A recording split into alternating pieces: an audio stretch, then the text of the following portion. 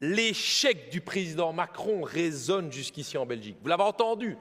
Mais comment peut-on se planter comme ça, comme président d'une des plus grandes nations d'Europe? Quel plantage industriel! Macron, le président des riches qui a gouverné contre son peuple.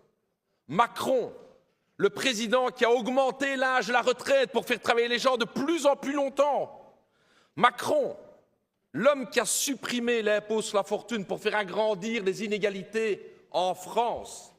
Macron, qui a mené une politique autoritaire de répression contre le mouvement des Gilets jaunes, contre les organisations syndicales, à coups de matraque, l'autoritarisme européen.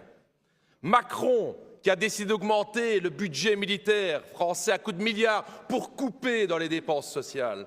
Voilà le président Macron que vous avez beaucoup été applaudir lorsqu'il a été élu. Quel échec flagrant de l'élite européenne. Ah, regardez, regardez, je le dis à toutes les couches populaires françaises, la droite en Belgique a peur aussi. Elle a peur aussi, écoutez-la, écoutez-la.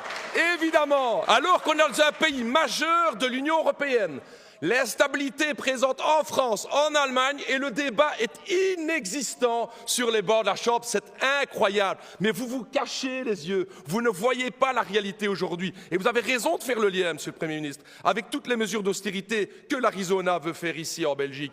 Augmenter effectivement l'âge de la retraite, sanctionner de plus en plus les pensions des fonctionnaires, la répression, etc. C'est ça qui a pété à la figure. Et j'ai envie de dire à la classe ouvrière, aux couches populaires françaises, merci de votre combat. On va s'en inspirer ici en Belgique pour résister à nos gouvernements à venir et à la droite à venir. Bravo les camarades!